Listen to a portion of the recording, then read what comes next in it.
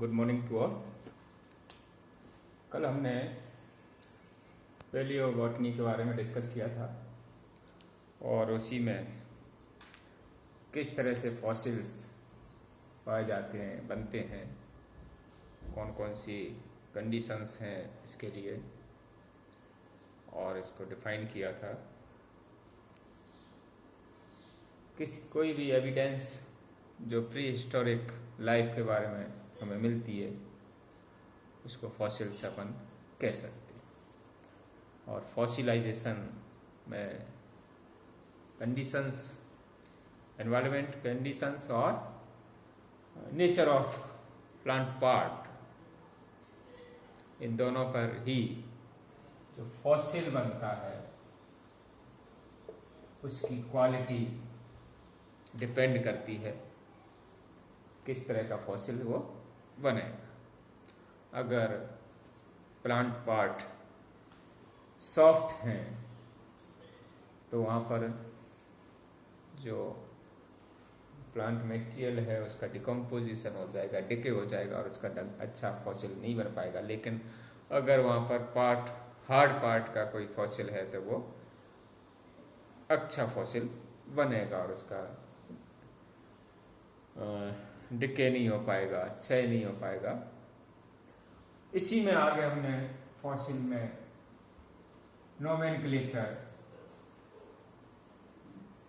के बारे में डिस्कस किया था, किस तरह से जो फॉसिल्स होते हैं उनका नामांकन कैसे करते हैं, क्योंकि कोई भी फॉसिल हमें कंप्लीट नहीं मिलता। प्लांट्स के अलग अलग पार्ट मिलते हैं, कहीं पर रूट्स का पार्ट है, स्टेम का पार्ट है, या फिर फ्लावर है, लीफ है, रिप्रोडक्टिव ऑर्गन्स हैं। इनको दिनाम पद्धति के अनुसार नामांकन करते हैं और हर पार्ट के लिए जो फॉसिल होता है प्लांट पार्ट के लिए उसमें एक सफिक्स या प्रत्यय लगा देते हैं, जैसे हम पता लग जाता है कि ये फॉसिल जो है वो किस प्लांट पार्ट का है, जिससे कि अपन इसको आराम से पहचान सकते हैं कि कौन से पार्ट है जिसका ये फॉसिल है। और इन सभी प्लांट पार्ट को बाद में मिला करके और एक कंप्लीट फॉसिल्स का रिकंस्ट्रक्शन करते या उसका पुनः निर्माण करते। तो कुछ टर्म्स हैं या सफिक्स हैं जो पर्टिकुलरली एक प्लांट पार्ट के फॉसिल के लिए यूज में आता है। तो यहाँ पर इनके नोमेनक्लेचर में जो अलग अलग टर्म है उसको अपन इस तरह से समझते हैं कि कौन सा सफिक्स इसमें लगेगा। जैसे लीफ है, अगर लीफ का कोई फॉसिल है तो उसके लास्ट में फिल्लम काम में आएगा। और जो फॉसिल है इसमें लेपिडो फिल्लम। तो यहां अपन कह सकते हैं कि जो फॉसिल है वो लीफ का है। इसी तरह से पीलो फिल्लम, ये जो फॉसिल है ये प्लांट्स के लीफ का है। नेक्स्ट जो टर्म है, अगर कोई फर्न लाइक संरचना है, फर्न्स उनसे मिलती जुलती, वहां पर स्टेम या लीफ, तो इसके जो टर्म यूज होती है वो होती है टेरिस, यानी प्लांट पार्ट है वो फर्न जैसा है। और एग्जाम्पल लेजिनोप्टेरिस,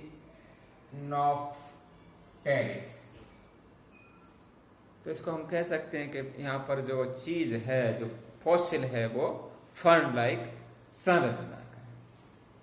इसी तरह से अगर प्लांट्स का मुख्य जो स्तंभ है या स्टेम है उसका अगर है तो वहां पर स्टेम का मेन पार्ट है, तो वहां पर इसका डेंड्रॉन, डेंड्रॉन। तो इससे अपन कह सकते हैं कि लेपी जो फॉसिल है वो स्टेम का है, और इसका एग्जांपल जैसे लेपिडोफिलम था यहाँ पर लेपिडोडेंड्रॉन।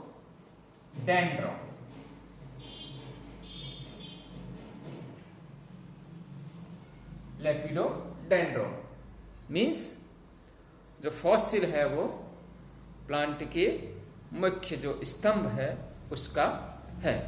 अब स्तंभ में भी हार्ड पार्ट अपना जाइलम वगैरह कास्ट वाला भाग है, तो सेंट्रल पार्ट जैसे अपन देख सकते हैं कि प्लांट्स में जो मिडिल पोर्शन होता है वो डार्क होता है, वहां पर मेटाबोलाइट्स का डिपोजिशन हो जाता है और बहुत ज्यादा हार्ड एंड टिकाऊ होता है, लंबे समय तक ड्यूरेबल होता है, यानी लंबे समय तक वो कुछ नहीं बिगड़ता और उससे अच्छी अपना फर्नीचर वगैरह प्राप्त होता है और इसकी इकोनॉमिक वैल्यू भी अधिक होती है। तो अगर इसी तरह से सेंट्रल पार्ट का है तो उसमें अपना जो होगा वो जाइलोन लगेगा। क्या लगेगा सफिक्स में? जाइलोन। और यहां पर इसका एग्जांपल क्लेडोजाइलोन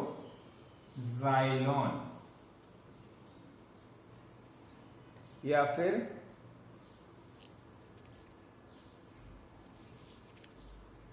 माइक्लोजाइलोन। तो इससे अपन समझ सकते हैं कि यहां पर जो फॉसिल वो प्लांट्स के स्टेम में भी सेंट्रल पार्ट या काष्ठीय जो जाइलम है उसका है ही फॉसिल। यहां पर लीफ, स्टेम। अब रिप्रोडक्टिव सीड से रिलेटेड अगर फॉसिल है कोई प्लांट्स पार्ट का सीड, तो यहां पर जो टर्म आएगी वो होगी स्पर्मम।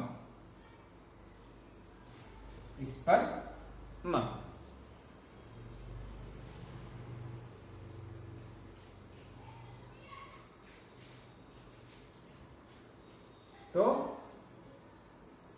कार्सो तो स्पर्म, कास्टो स्पर्म या फिर कार्पोन, लेपिडो कार्पोन, कार्पस,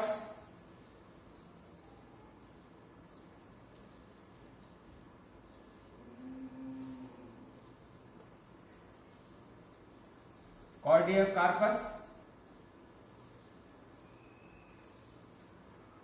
या फिर स्टोमा, लेजिनो स्टोमा। तो ये यहां पर जो है सीड से रिलेटेड अगर सीड पार्ट का या बीज वाले पोर्शन का अगर यहाँ पर फॉसिल बनता है तो उसमें स्पर्मम, कार्पोन, कार्पस, स्टोमा, इस तरह ये प्रत्यय लग करके और उसका नामकरण किया जाता है। इसी तरह से अगर फॉसिल जो है किसी प्लांट की स्पोरेंजियम वगैरह का है या उसकी जो बीजाणुधानी है उनका है, तो वहां पर जो सफिक्स काम में आएगा वो थीका होता है। थीका मेनली जो प्लांट पार्ट है वो यहाँ पर स्पोरेंजियम है, स्पोरेंजिया या सिंगल के लिए स्पोरेंजियम। तो यहां पर जो टर्म आएगी वो थीका आती है। Croissant theca.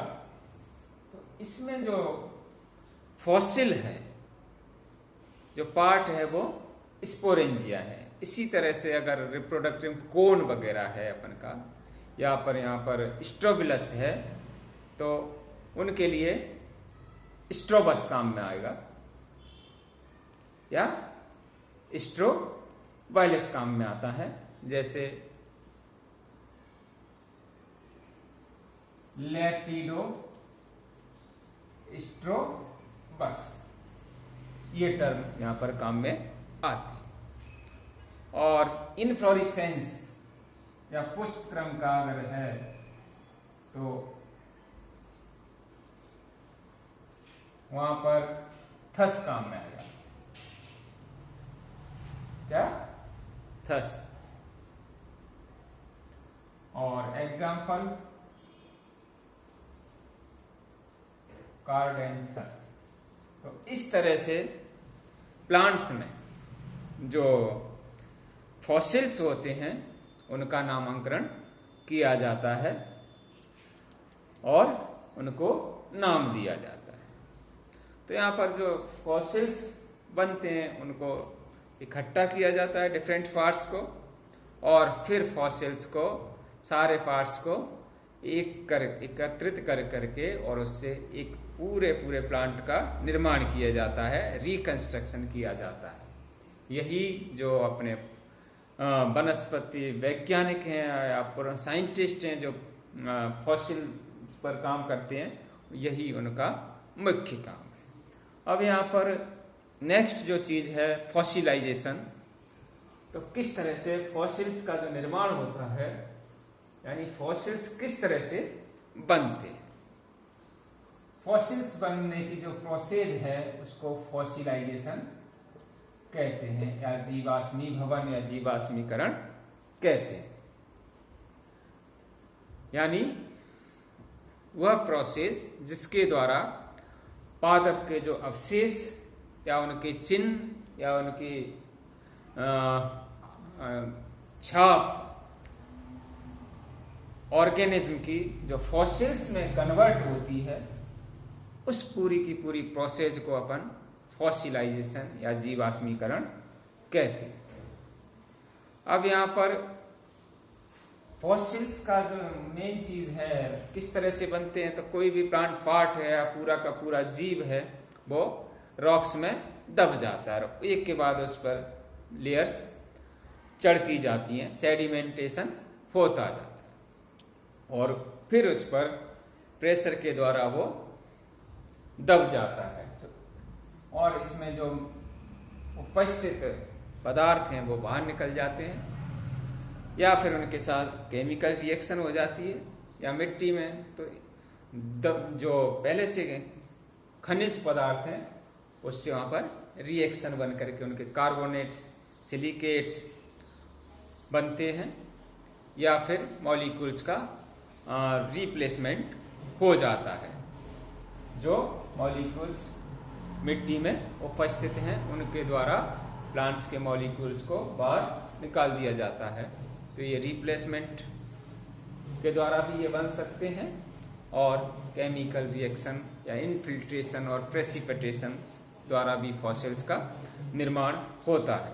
अब फॉसिल्स में ये डिपेंड करता है वहाँ की कंडीशंस किस तरह की हैं, या फॉसिल्स जहाँ पर पौधा है उसी जगह पे बना है, या वहाँ पर उसको मिट्टी के थ्रू और हवा या पानी के द्वारा उसकी जो जगह है, प्लेस है, वो चेंज हो गया है, या वो इन सीटू कंडीशंस में ही फॉसिल्स बनता है। जैसे सपोज करें एक प्लांट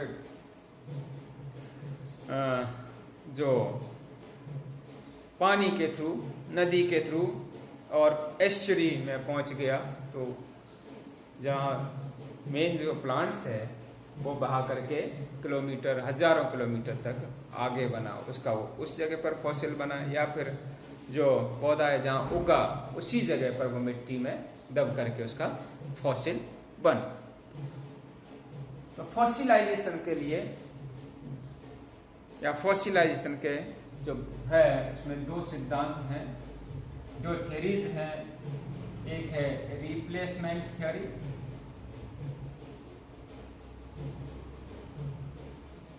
और सेकंड जो है वो इनफिल्ट्रेशन।